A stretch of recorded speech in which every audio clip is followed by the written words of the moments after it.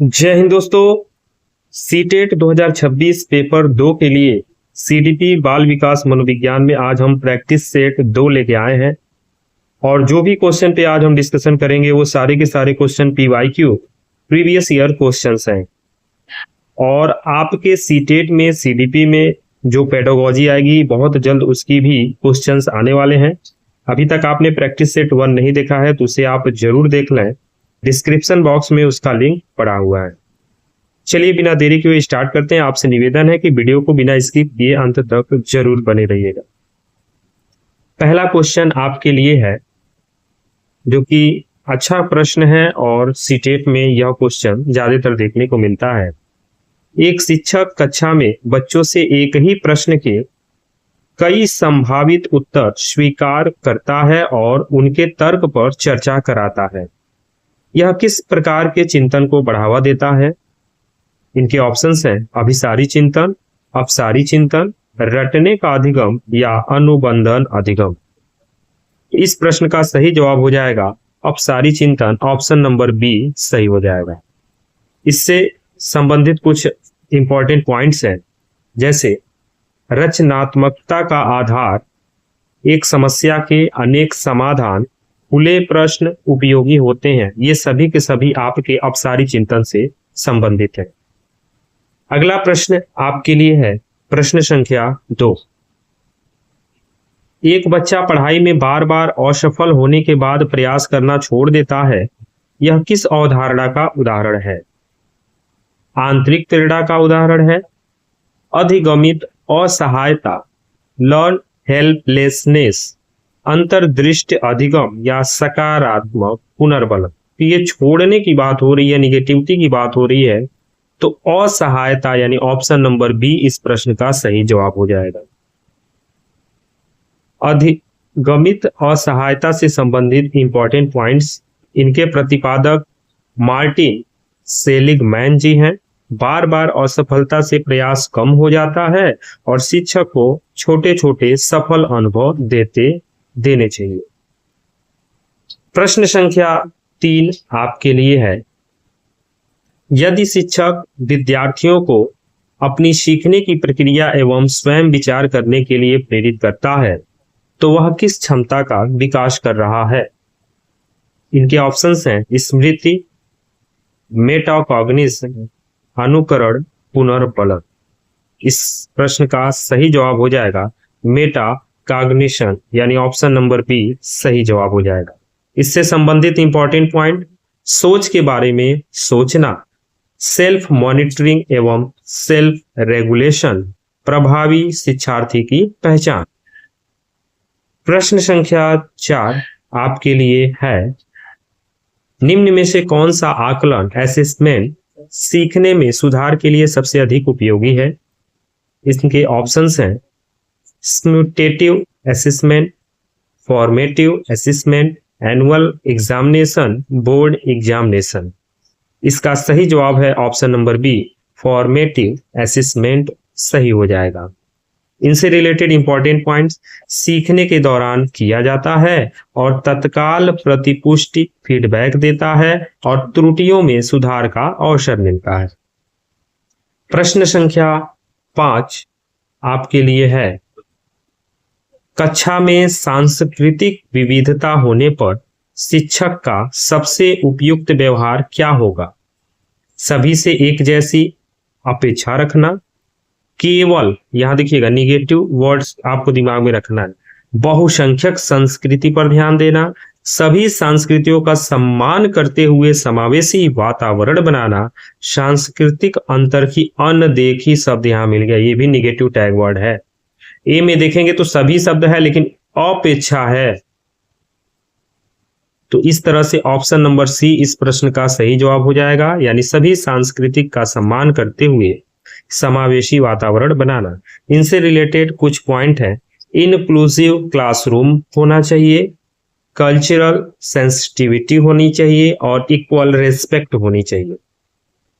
प्रश्न संख्या 6 आपके लिए है, एक विद्यार्थी गणित में अच्छा है लेकिन भाषा में कमजोर है। गार्डनर के अनुसार ये किस बात को दर्शाता है?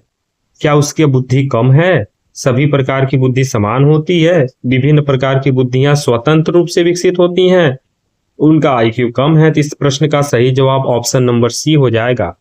विभिन्न प्रकार की बुद्धियां स्वतंत्र रूप से विकसित हो सकती हैं। इनसे रिलेटेड मल्टीपल इंटेलिजेंस थियरी और प्रत्येक बच्चे की क्षमता अलग होती है। प्रश्न संख्या 7 आपके लिए है, किस प्रकार का प्रश्न बच्चों में आलोचनात्मक चिंतन, क्रिटिकल थिंकिंग विकसित करता है? परिभाषा लिखिए, रिक्त स्थान भरिए, अपने उत्तर का कारण बताइए, सही गलत बताइए। तो इस प्रश्न का सही जवाब हो जाएगा ऑप्शन नंबर सी, अपने उत्तर का कारण बताइए। रीजनिंग आधारित प्रश्न और विश्लेषण एवं मूल्यांकन का विकास होता है इससे। प्रश्न संख्या 8 आपके लिए है, एक प्रभावी शिक्षक त्रुटियों को किस रूप में देखता है? दंड देने का आधार, सीखने का अवसर, अनुशासनहीनता या असफलता? तो असफलता निगेटिव वर्ड हो गया, दंड निगेटिव वर्ड हो गया, अब बचता है बी और सी। अनुशासनहीनता जो है निगेटिव वर्ड हो गया, तो ऑप्शन नंबर बी इस प्रश्न का सही जवाब हो जाएगा। सीखने का अवसर, एरर एनालिसिस, डायग्नोस्टिक टीचिंग, सुधारात्मक शिक्षक। प्रश्न संख्या 9 आपके लिए है, बालक की जिज्ञासा को बढ़ाने का सर्वोत्तम तरीका क्या है? केवल उत्तर बताना, केवल शब्द निगेटिव वर्ड है। प्रश्न पूछने के अवसर देना, अधिक गृह कार्य देने की बात हो रही है, गृह कार्य बच्चे को नहीं देना है। केवल परीक्षा नहीं लेना, केवल निगेटिव वर्ड है, तो ऑप्शन नंबर बी इस प्रश्न का सही जवाब हो जाएगा। प्रश्न पूछने के अवसर देने हैं बच्चे को। Inquiry based learning, questioning skills, active participation.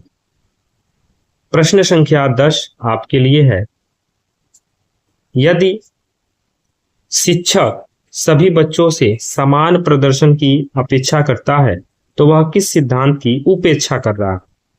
व्यक्तिगत भिन्नता, पुनर्बलन, अनुकरण या परिपक्वता? तो ये व्यक्तिगत भिन्नता से रिलेटेड है, ऑप्शन नंबर ए इसका सही जवाब हो जाएगा। अब इनसे रिलेटेड पॉइंट क्या है? प्रत्येक बच्चा अलग गति से सीखता है और शिक्षण में विविधता आवश्यक है। प्रश्न संख्या 11 आपके लिए है, सीखने में प्रतिपुष्टि फीडबैक का मुख्य उद्देश्य क्या है? क्या दंड देना? दंड तो बिल्कुल नहीं देंगे। केवल अंक बताना, केवल निगेटिव वर्ड है। सुधार करने के लिए मार्गदर्शन देना, तुलना नहीं करना है, निगेटिव वर्ड है। ऑप्शन नंबर सी इसका सही जवाब हो जाएगा। इनसे रिलेटेड कुछ पॉइंट, कंस्ट्रक्टिव फीडबैक, मोटिवेशन बढ़ती है, लर्निंग गैप कम होता है। प्रश्न संख्या 12 आपके लिए है, निम्न में से कौन सा शिक्षक की लोकतांत्रिक शैली का उदाहरण है? केवल शिक्षक निर्णय ले, केवल निगेटिव वर्ड है। विद्यार्थियों को निर्णय प्रक्रिया में शामिल करना, कठोर अनुशासन, ये भी निगेटिव वर्ड, केवल भी negative word. Option number B इस प्रश्न का सही जवाब हो जाएगा। इनसे रिलेटेड आपका जो इंपॉर्टेंट पॉइंट से आएगा, student participation, shared decision making, respect for learners. प्रश्न संख्या 13 आपके लिए है, किस प्रकार की प्रेरणा सबसे अधिक अस्थायी मानी जाती है? बाह्य प्रेरणा, आंतरिक प्रेरणा, नकारात्मक प्रेरणा या आर्थिक प्रेरणा? इस प्रश्न का सही जवाब है आंतरिक प्रेरणा। और इनके रिलेटेड जो इंपॉर्टेंट पॉइंट है, स्वयं सीखने की इच्छा होती है और दीर्घकालिक अधिगम होता है। प्रश्न संख्या 14 आपके लिए है, समस्या समाधान आधारित शिक्षण का प्रमुख लाभ क्या है? रटने की क्षमता बढ़ती है, रटना नहीं है, निगेटिव वर्ड। आलोचनात्मक एवं तार्किक चिंतन विकसित होता है, गृह कार्य कम देना है, निगेटिव वर्ड। परीक्षा आसान हो जाती है, निगेटिव वर्ड। तो ऑप्शन नंबर बी इस प्रश्न का सही जवाब हो जाएगा। इनसे रिलेटेड आपका important points, higher order thinking skill, decision making, logical reasoning. और इस सेशन का अंतिम प्रश्न, प्रश्न संख्या 15 आपके लिए है, एक शिक्षक विद्यार्थियों को अपने उत्तरों का स्वयं मूल्यांकन करने के लिए कहता है, यह किस प्रकार का मूल्यांकन होगा? डायग्नोस्टिक असेसमेंट होगा, पीयर असेसमेंट होगा, सेल्फ असेसमेंट होगा या समेटिव असेसमेंट होगा? तो इसका सही जवाब हो जाएगा कि बच्चों को वो सेल्फ असेसमेंट करने के लिए कह रहा है। इससे related point, self reflection, self monitoring, independent learning. इस तरह से हम लोगों ने आज 15 एमसीक्यू ऐसे क्वेश्चन देखे जो पेपर 2 के लिए हैं और प्रीवियस ईयर क्वेश्चंस हैं, और ये सभी सीटेट में पूछे गए प्रश्न हैं। जैसा कि आपको पता है सीटेट में क्वेश्चन रिपीट नहीं करता है, बट तरीका जो होता है ना क्वेश्चन का सेम होता है। इस तरीके से आज हम लोग प्रैक्टिस सेट 2 कंप्लीट किए। आने वाली वीडियो में हम लोग ऐसे ही प्रैक्टिस सेट को जारी रखेंगे, 3-4 ऐसे चलते रहेंगे। आई होप आपको सारे क्वेश्चंस अच्छे से समझ में आ गए होंगे। समझ में आ गए तो वीडियो को लाइक कर दीजिएगा और अपने फ्रेंड तक शेयर जरूर कर दीजिएगा। अगर आप चैनल से पहली बार जुड़े हैं तो चैनल को सब्सक्राइब जरूर कर दीजिएगा। जय हिंद।